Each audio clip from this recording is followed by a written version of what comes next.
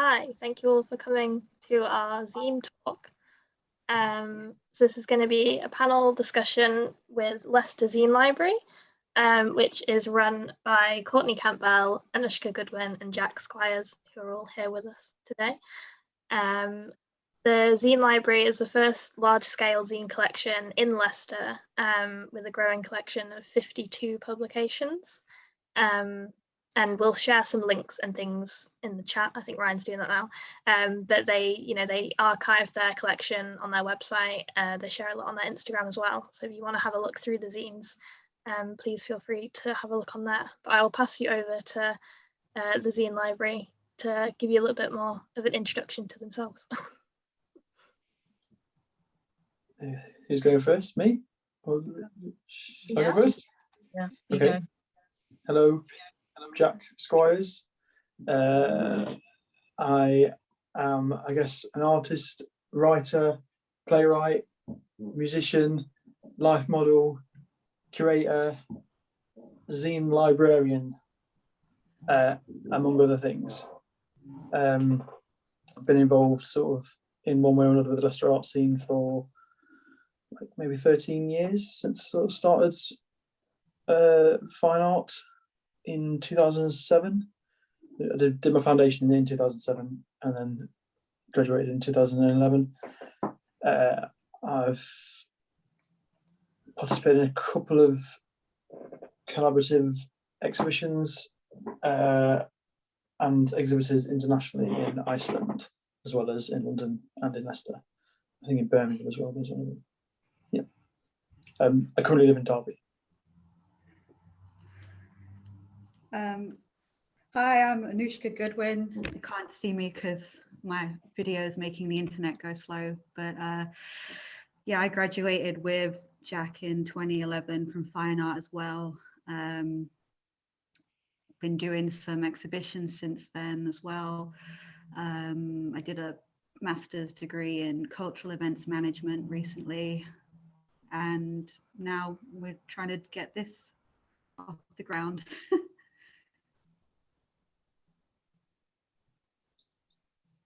Is it my go? Yes. Hi, I'm Courtney. I'm also live in Leicester. I have a degree in studies, which isn't really relevant, but I guess it got me here. And yeah, that's about it from me, really. I'm a zine librarian. Haven't really done anything else art related, but yeah, I'm happy. But you love zines though. Yeah, I'm a zine lover, I guess. Yeah, that's my qualification. I think that's a good enough qualification, if any. Thank you guys for the introductions. Yeah, I guess we'll sort of get straight into finding out a bit more about the library. It'd be sort of nice to hear about, because you sort of all coming from slightly different backgrounds, kind of how did you three come together to collaborate and actually build the library? How did that happen? So Nush and I have known each other for ages, since 2008, and we've worked together.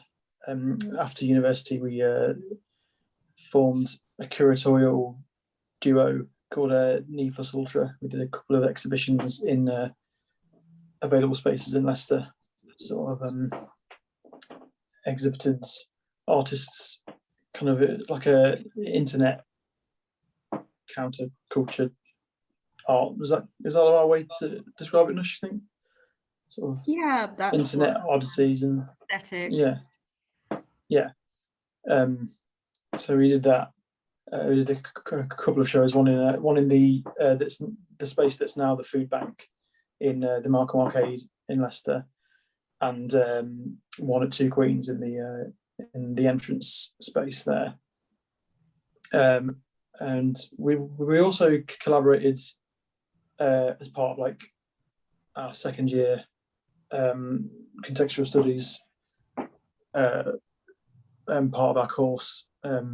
We exhibited in the same space in the Markham Arcade, actually, a series of like 6 exhibitions over 6 weeks, and we've sort of, I mean, we exhibited in Iceland as well, in Reykjavik, as part of an exchange with a group of artists over there. We were part of the Two Queens group that went over and exhibited. Exhibition was called Lager Lager Lager Lager Sala. It was done in a basement, the curator's grandmother's basement in this little cute house. It was really nice. And zines and the idea of a zine library has been kind of like something that we've chatted about, not like extensively, but it's always been, something that we'd thought would be quite a nice addition to Leicester, because kind of a lot of the major cities have got like collectives who have set up their own zine libraries, because you kind of you find yourself like in possession of quite a lot of zines if you go to art exhibitions or events at art galleries or gigs or any kind of like DIY show. There will always be like a zine or some kind of pamphlet, or the exhibition catalogue could count as a zine as well. So you find yourself with a lot of paper and a lot of your own collection. And it's a nice thing to look at, and it's a nice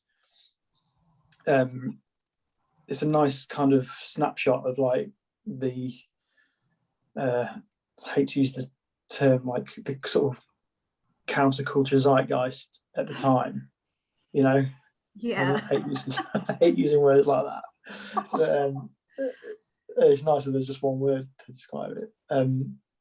So yeah, I think we went to the Nottingham Contemporary and saw what they've done there in their education space, and they've got like an actual library there with like hundreds of zine publications and DIY literature.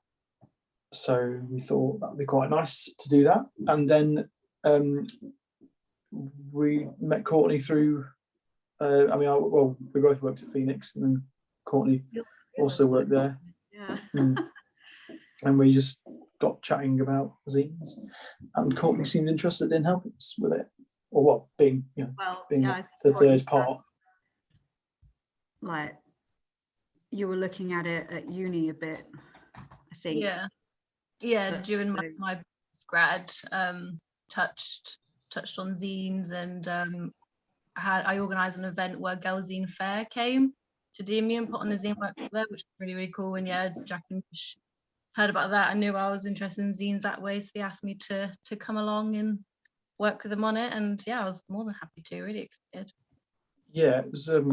We like, because Nush and I are both like knew of Girls Zine Fair, and then we heard that Courtney had hosted at the place where we worked, and it was like, oh, cool, nice little nice connection.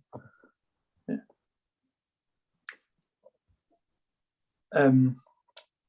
So what I mean, in terms of collaboration, I guess it's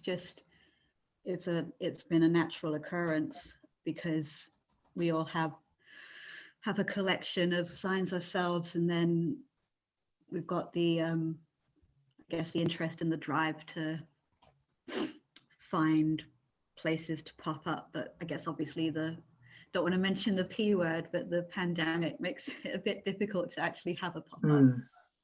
So we've just been like, I guess, brainstorming this year in terms of collaboration. It was a good project to work on, sort of, indoors, and it's not as, it's. Yeah, it'll be nice when we can go out again. We can finally like do a pop-up properly. And people can come and look. I think, I don't want to romanticize it, but I think it would be something people would enjoy going to. Yeah. And look through, because like, I guess we're going to share some signs with you guys in a bit, but like the scope of what has been made and what could be made is so vast. It'll be something interesting.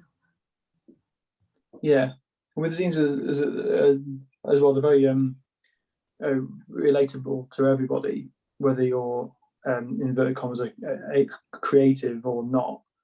You know, anyone can fold a piece of paper and, you know, or anyone, you know, you don't even need to fold it. You know, anyone can make a DIY publication. There's a sort of sense of familiarity when you like holding a zine, and it's like, oh, okay, this is just, you know, you sort of see publishing for kind of like, you know, the basics of publishing and getting work out there, and a lot of them are free, so it's all very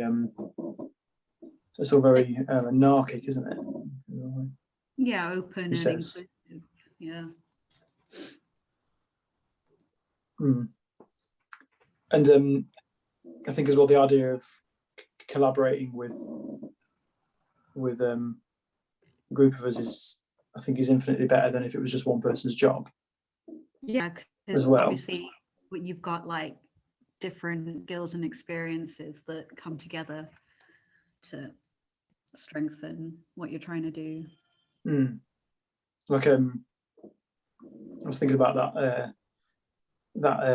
there's a quote, isn't there, like a camel is a horse designed by a committee, which is like, it's to sort of like, it kind of like down, well, it's to say that you don't get anything done in a committee, which I think it's like, I think that's a bit of I think that they don't realise how good a camel actually is. Like, it's person saying that, it's like perfect animal, isn't it? You know, it's like, it's very well suited for the environment it's evolved in. Yeah.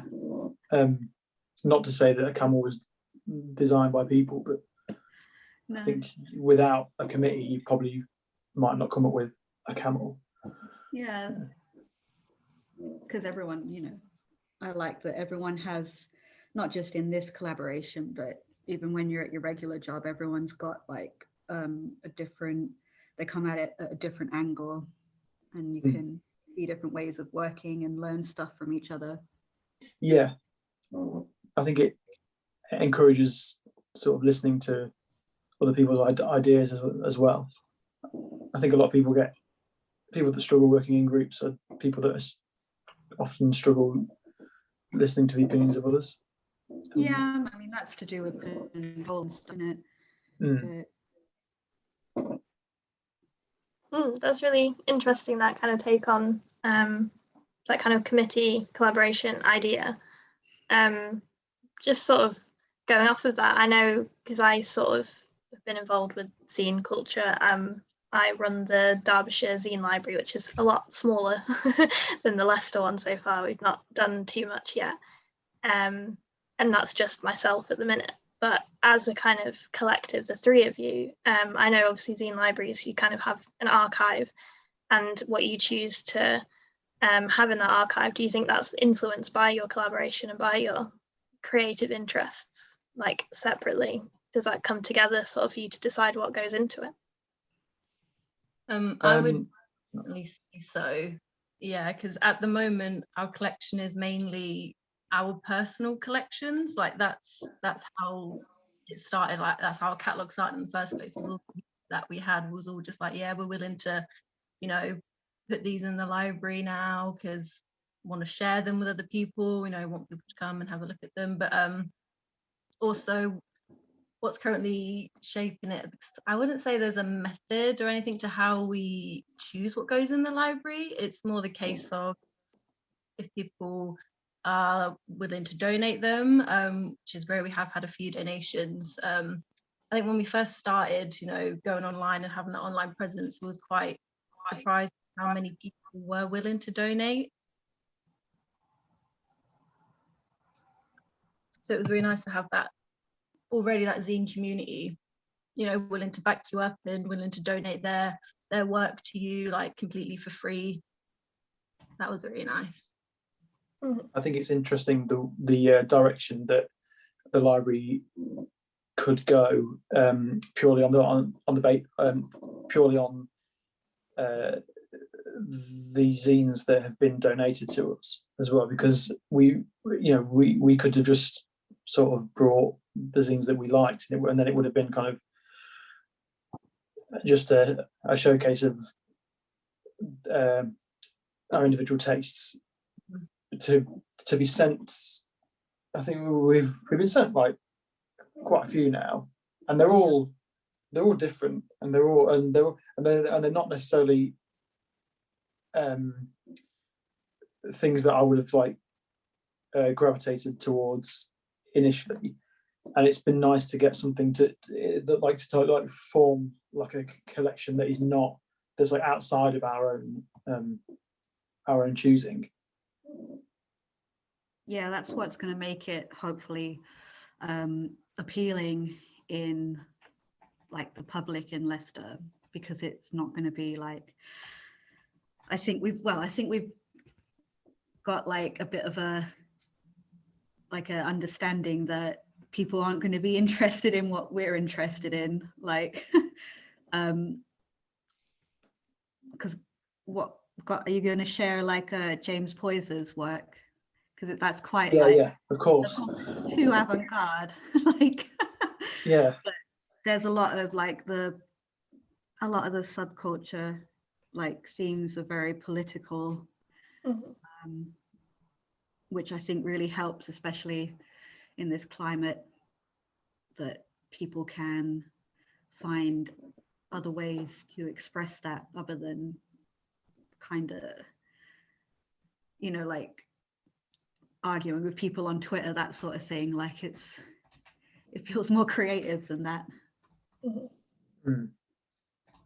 that's great. You just mentioned one zine then. It'd be lovely to sort of see what's in the collection. You sort of talked a little bit about how you choose what goes into it, but I don't know, maybe sort of hearing about some of those interactions, those donations, your personal experience with the zines would be lovely. Yeah. Do you want to go, Court?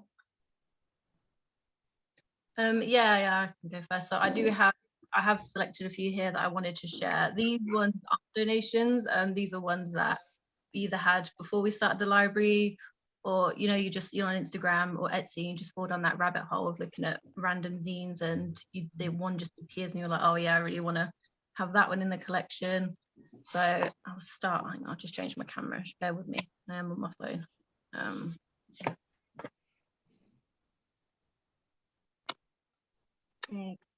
I'll just say, if anyone isn't already, if you want to go on to speaker view, it should enlarge Courtney's camera. Yeah, so I had some technical difficulties literally just before we started this panel, so I had to switch my phone on my laptop because the Now TV internet just wasn't doing me any favors. Anyway, moving on. This one is called Tune. It's created by someone called Matt. They're a really, really lovely person, actually. Their Instagram is tune_zine if you wanted to check them out. This is a music and food zine.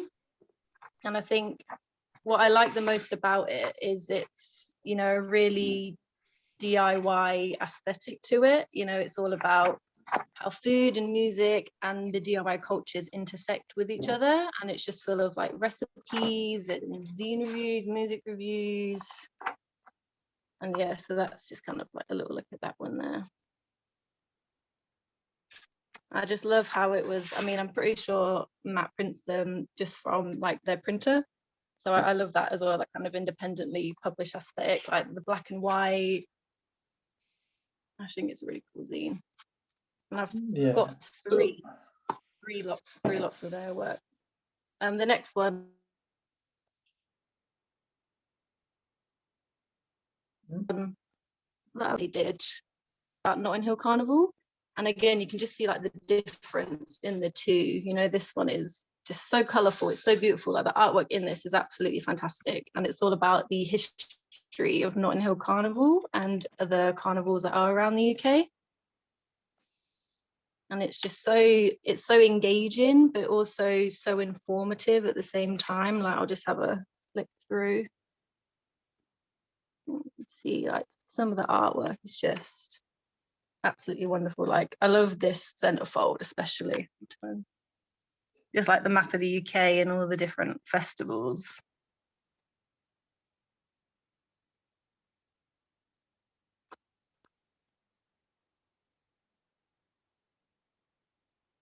That's great.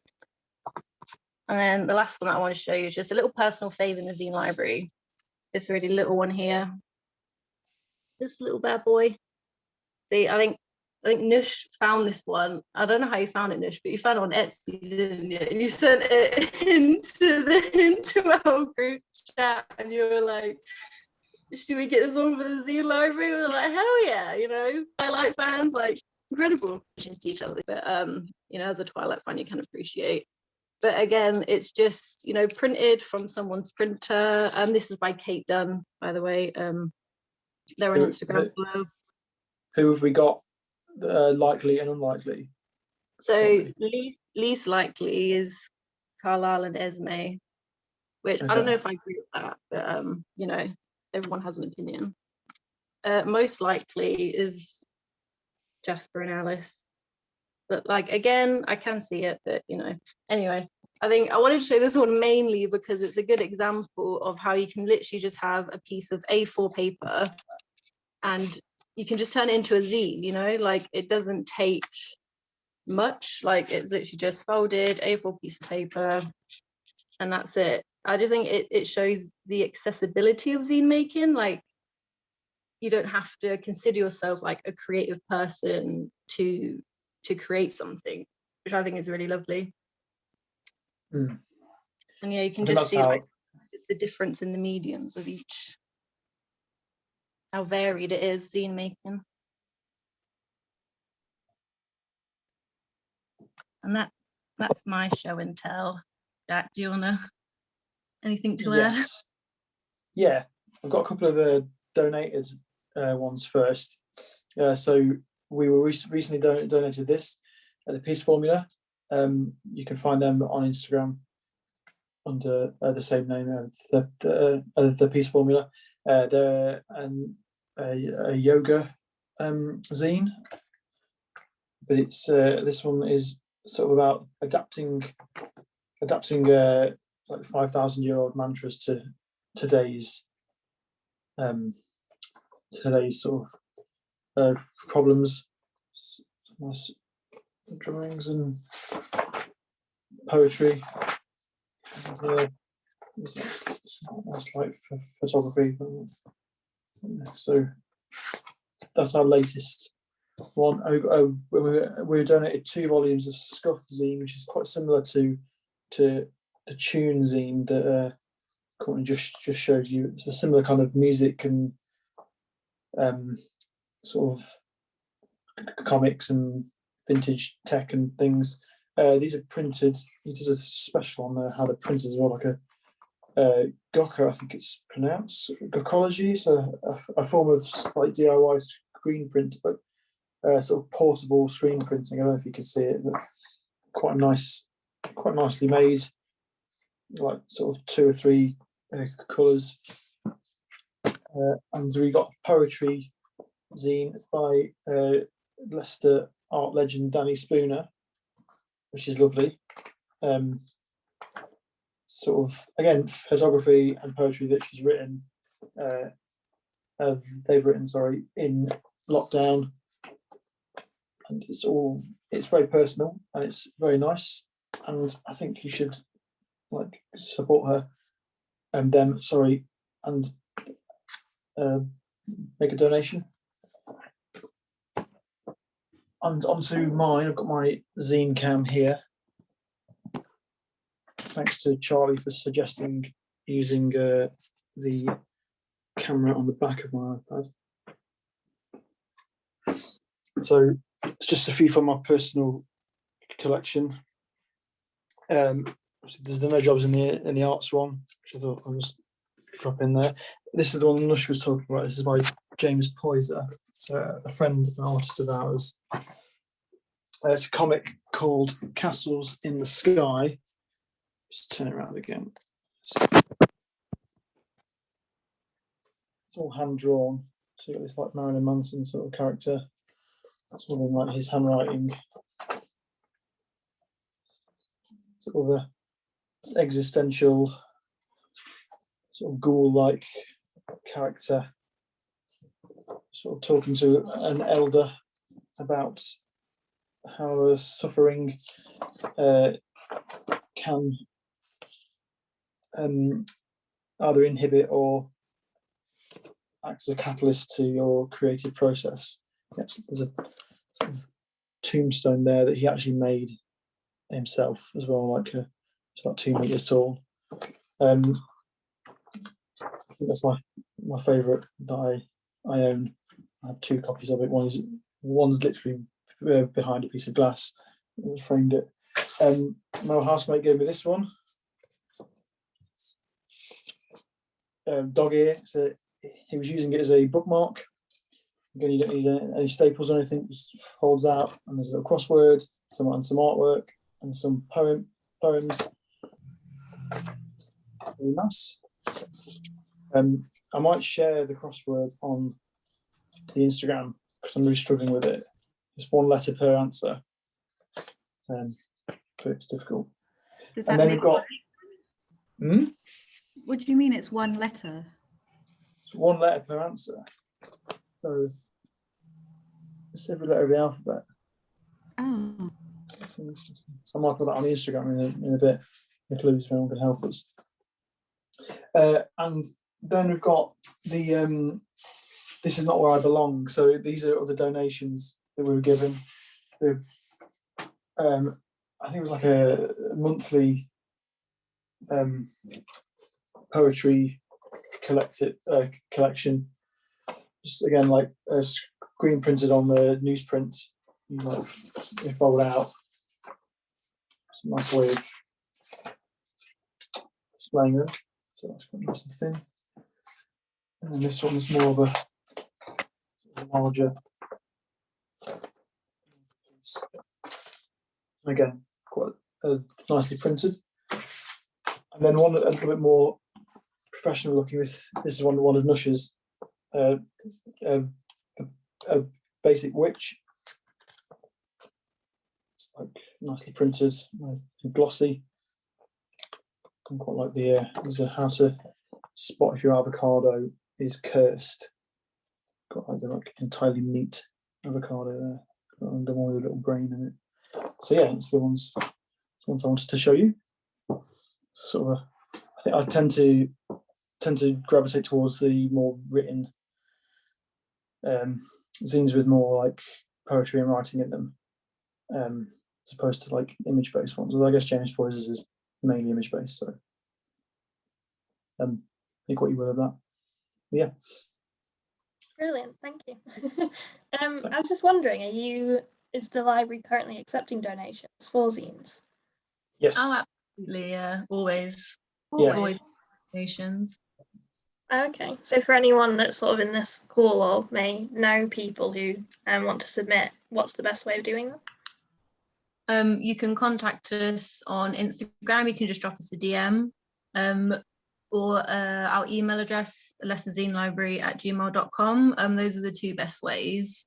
We also have on our website a recommend feature on there. So if there's a zine that you want that isn't necessarily yours to donate, but you want to recommend one to have in the library, you can just submit it there, and then we'll take a look into that and look into getting it for the library as well.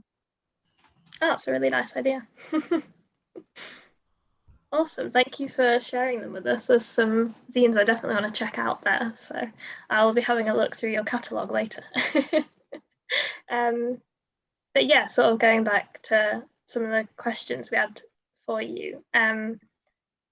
As you're kind of currently working and sharing the zines online and things, it'd be nice to sort of hear what you think the kind of future aspirations for the library are, where you'd like to take it, and kind of how you see it developing.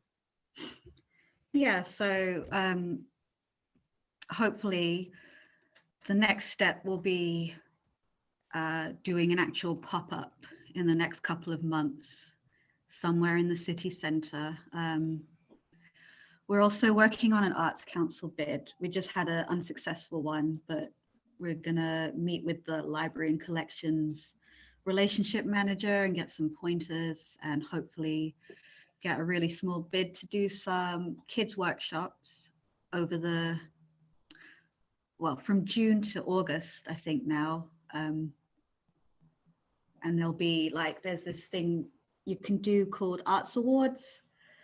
So some of those like can be for UCAS points, but this is for like primary school kids, so they'll just get like a nice little certificate at the end. But yeah, that'll just be some prompts to encourage kids to express themselves by making booklets themselves. And then we'll do some adult ones, I think August to December. Like there'll be one a month, and we'll post about them as they come up. Yeah, we're trying to get those to happen in various libraries around Leicester City. Yeah, for the kids ones, definitely. For the adults, thinking of like the Mill by Graphwork up in Frog Island, and Leicester Gallery, which is at DMU. They like rebranded last summer as Leicester Gallery from the gallery at DMU.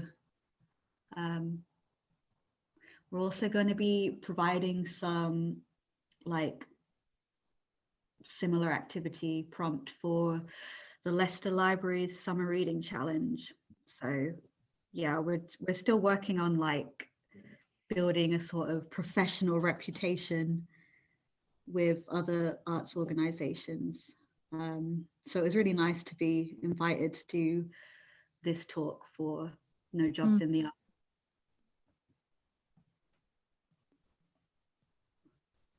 I think we got anything else coming up? No, yeah, I think that was mainly it. I think main goal is the workshops and the pop-up. Down the line, Zine Fair is something that we would love to put on as well. Zine Festival, inviting traders and other zine makers and libraries to come and all meet and have like a nice community hang. That would be great. But obviously that's like later down the line. Yeah. It would be nice to as well. Oh, sorry. It would be nice to visit other zine libraries and collaborate with those around the country as well. We were talking about doing like the social media exchanges or pop-ups. Yeah, other national libraries.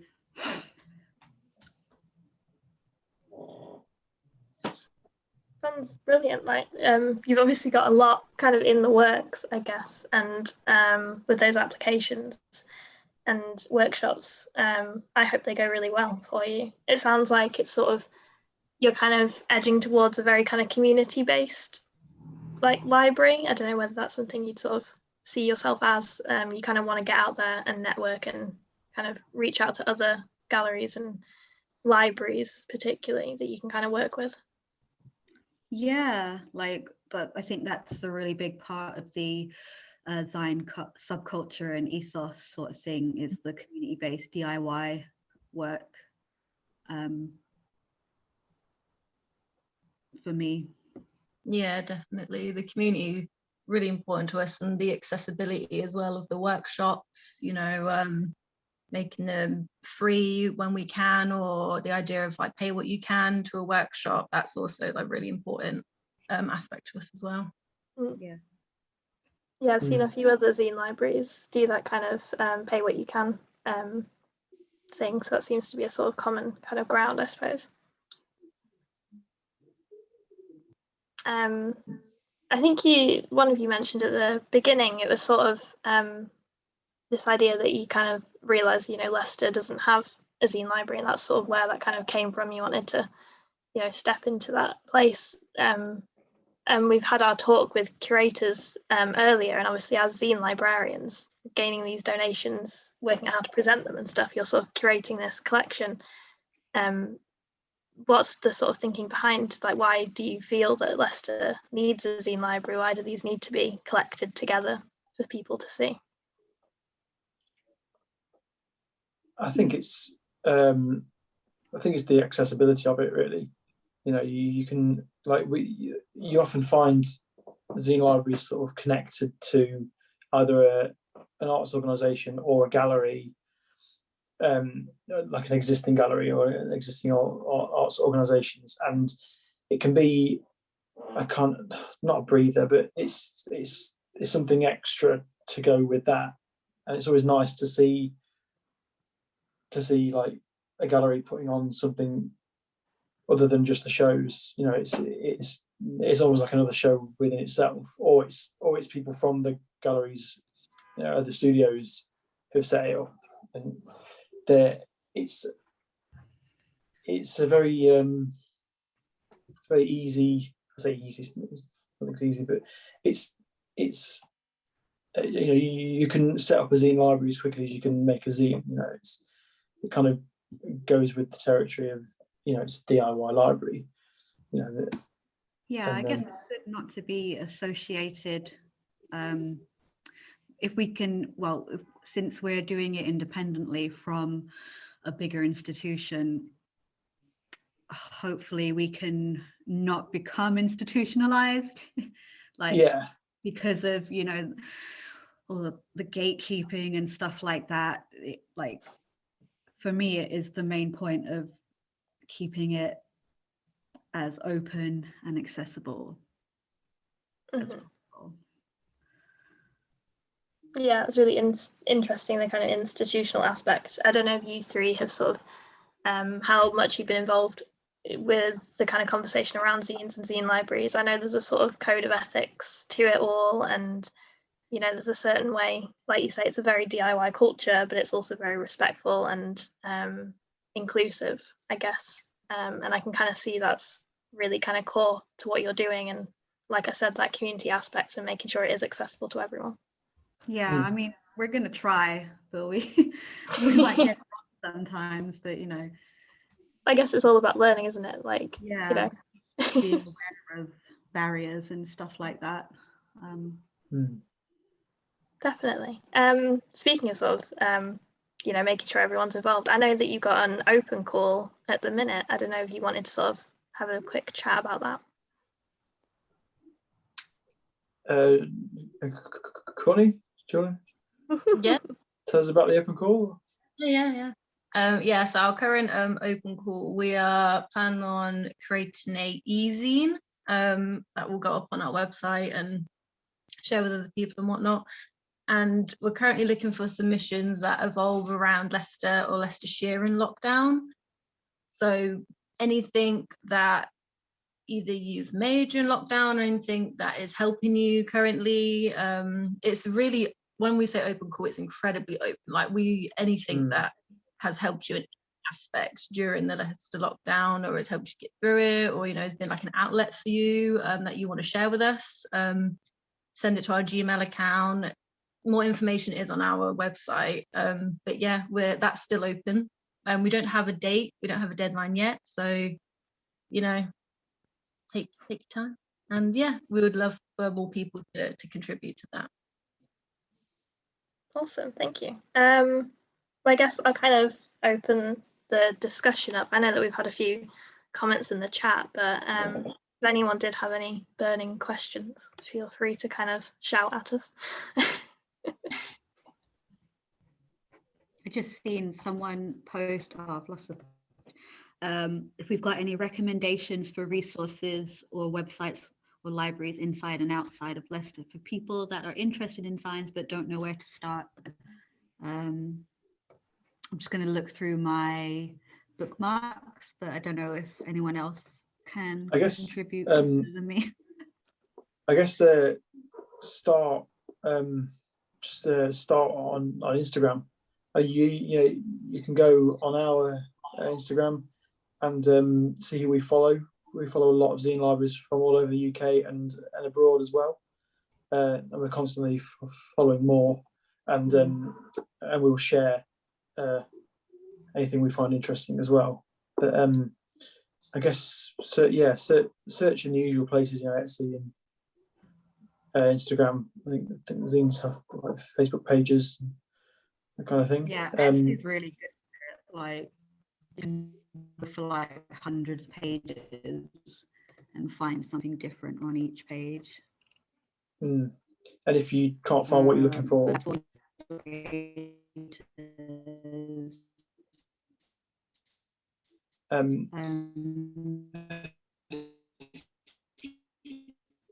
think we might have lost you, Anoushka. Cutting out a Can't bit. quite hear you. Sound like a robot. I was just going to say as well, if you can't find what you're after, just make one. It's nice and Very easy. good point. Something Yeah.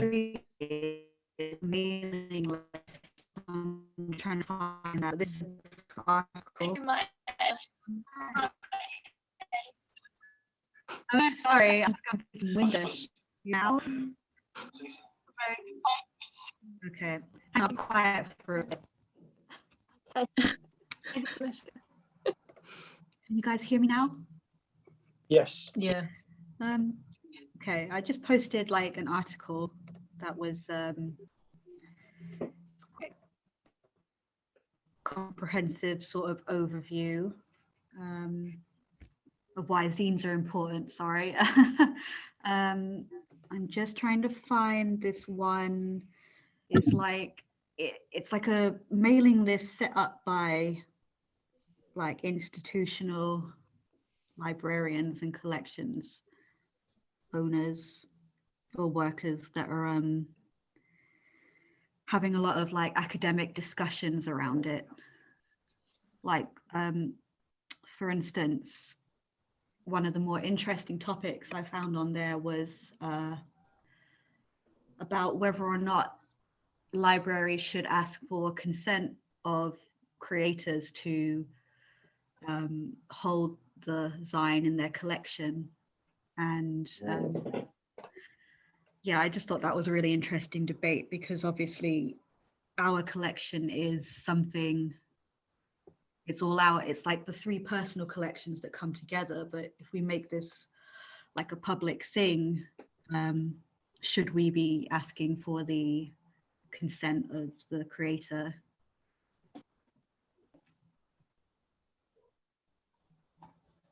Thank you. I just shared a link. I think that might link to that resource. I'm on the sort of same channel, I think, the Zine Librarians info, and it's got a lot of information about how kind of zine libraries are run. So if anyone here is sort of interested in that kind of aspect, it's definitely a good resource to use. We just had another question in the chat from Nathan. He said, have you thought about doing one of your pop-ups at the Bring the Paint Festival in Leicester? Yes, I kind of work on that in some aspects. So it's in September, August. It's the last week of August now. So once we all get back into the swing of it, like, I mean, obviously they'll probably say yes, but you know, we've got bigger priorities. But yeah, yes, I'll be trying to do that. Brilliant. I mean, if anyone else has any other questions, feel free to. G, did you have a question? Always do. See the hand go up. I was like, okay. I've always got loads to say. I've got to say hi to Providence, actually, over there. I got a few comments. One is around, there's a real sort of feeling of oral history, a sort of paper version of oral history about things and how things are lost and discarded. Maybe there's a potential chat to be had with East Midlands Oral History Archive. That might be a nice little marry up. The question I had was around, there's two questions. One was what are the criteria for your selections, and kind of touched upon that generally, but what distinguishes ultimately a zine from a small publication or a little booklet kind of thing. The main question I had, which is probably obvious really, is does the UK or Leicester or geography have any impact on the stylistics of the zines in a particular geography location? If you go back in history, there's really clear visual aesthetics and fonts and things that are used, classically the Russian graphic art kind of traditions. Is there anything in the UK or even smaller locations that you've found that it's having visual standardization, not in an institutionalized way, but yeah.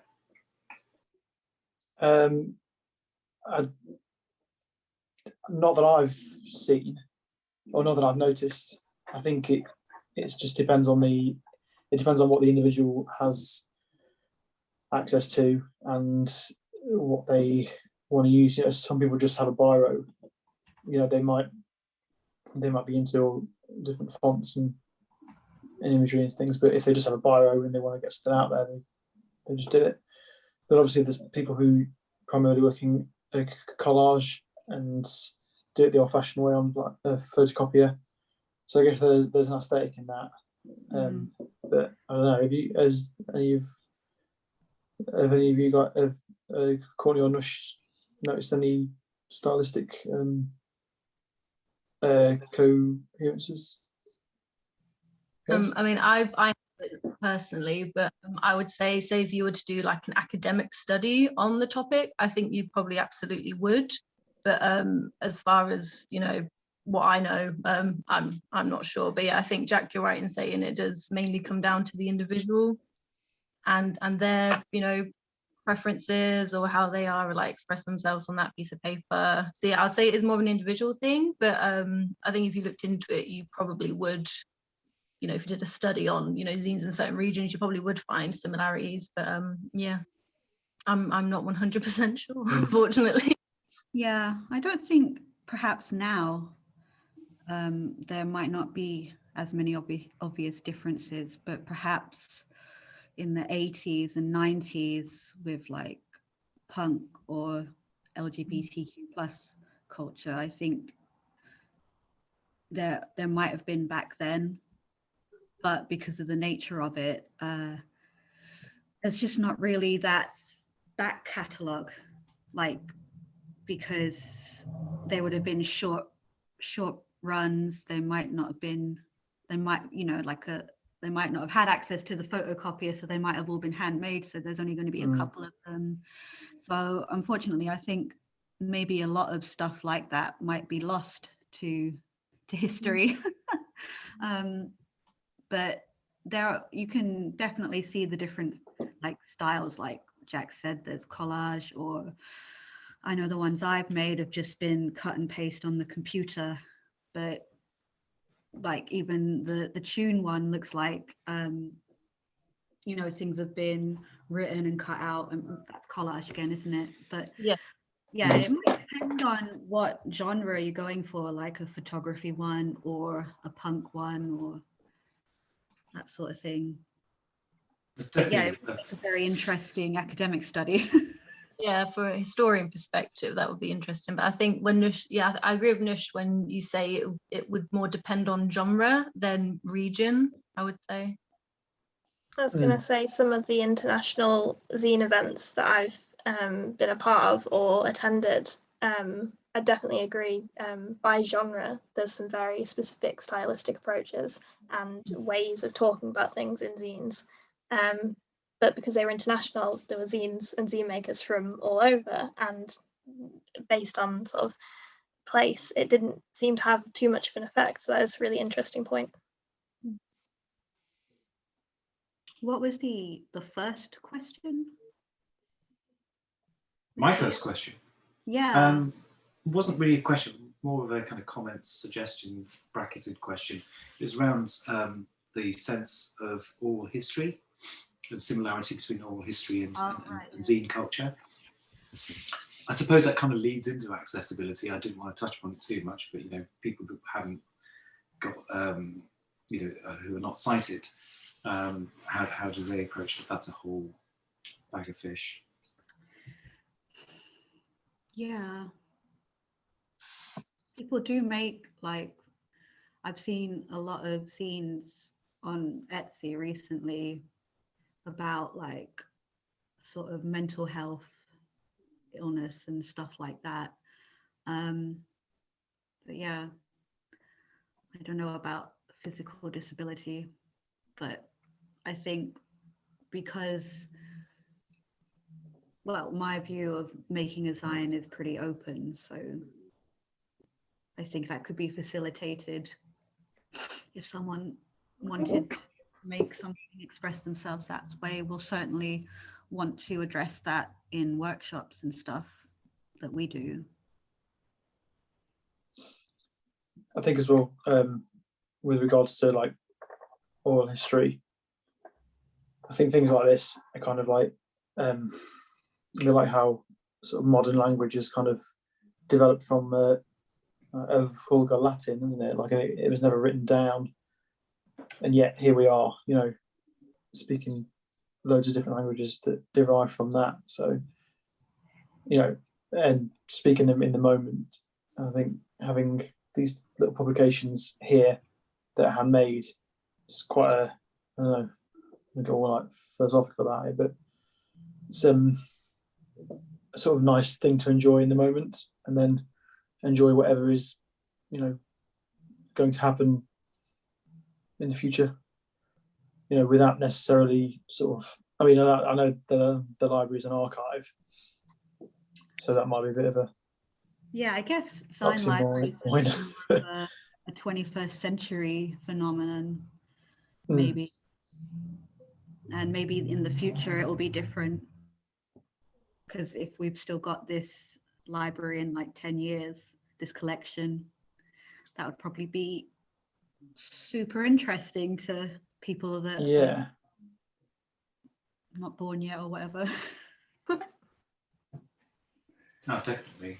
It's just that it's the sort of like the kind of like not that I think that the work is throwaway, but that kind of throwaway nature of oral history kind of doesn't get captured kind of moment. Yeah. But yeah, beautiful, organic, and democratized form of art. Nice one. Yeah.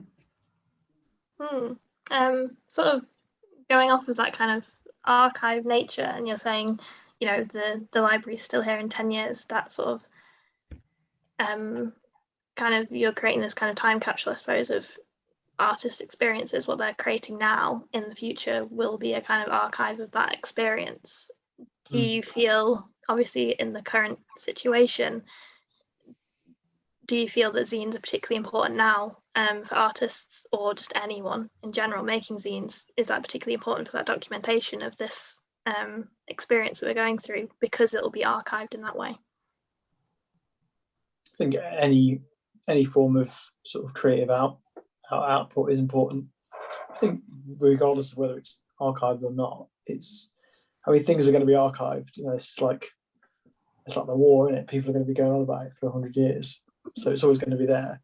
And you know, I think if people are, I think it's nice to document what people make, but I think as long as people, I think if this kind of thing can encourage, you know, like seeing a zine library, I always think, oh yeah, I could do that. It's easy to do fun, and you know, it is, and it can kind of get you drawing or making a collage, or at least thinking about sort of alternate DIY ways to sort of make things that you wouldn't necessarily have thought of. You know. Yeah, it's like a no pressure way of creating. Yeah. Yeah, I think that sounds like one of the earlier questions we had when we first were going to do this talk about what was it about, like documenting artist work or something like that. So I think that it is a very personal thing, and it's not necessarily about the person who's making the zine thinking about specifically about what's happening politically at the minute to influence capturing this moment of time, but more of a, these are my feelings right now sort of thing. Yeah, definitely. It's a good kind of way of looking at it, that it's this collection of how I'm feeling right now, and like you say, it's such a kind of creative expression of that, I suppose. I was just going to read you one of the comments we had from the chat from Katya, who put, I think zines can be so playful with the spectator as well. It's not just the sight that is stimulated, but it can be really interactive and playful with touch. Folding and turning the zine around too, the spectator can be more active and embodied than just a passive spectator. Be kind of nice to hear your thoughts on that kind of active role and that kind of interactiveness. I think people are really drawn to like these little, like for me, if I see a zine I like, it's because it looks interesting and it's like this like cute little one-off thing that's gonna have just like, you know, I don't know what, like I said, like really personal stuff people have shared, and it's just, I don't know, it's just, sorry, just thinking like, why are we drawn to them? They're just like really fun to have a nice little booklet, which is why like I've said that for when I've made like artwork or had an exhibition, instead of just printing an artist statement out, I've thought like, well, what if you make it like a booklet, a zine, and then people have got something to take away that may or may not be interesting. So it's just, I don't know, just a bit cheeky, isn't it? Just a little extra thing. There's a little extra prize to go into the gallery, isn't it? Like a nice, nice thing to take home. Yeah, I guess because maybe it's like we're just used to books being a certain way, like the covers and then all the text and stuff. So when you get something that is in this really boring format, but actually it's really exciting because it's got like cut and paste or different images, or it's not written in the way books are written, it's written in the way someone speaks. So. Definitely. Sorry, I hate to interrupt. I just realised that we've got about a minute left, so I just wanted to say thank you, all three, for being here and talking to us. It's been a really interesting discussion, and it's been lovely to find out more about the Zine Library.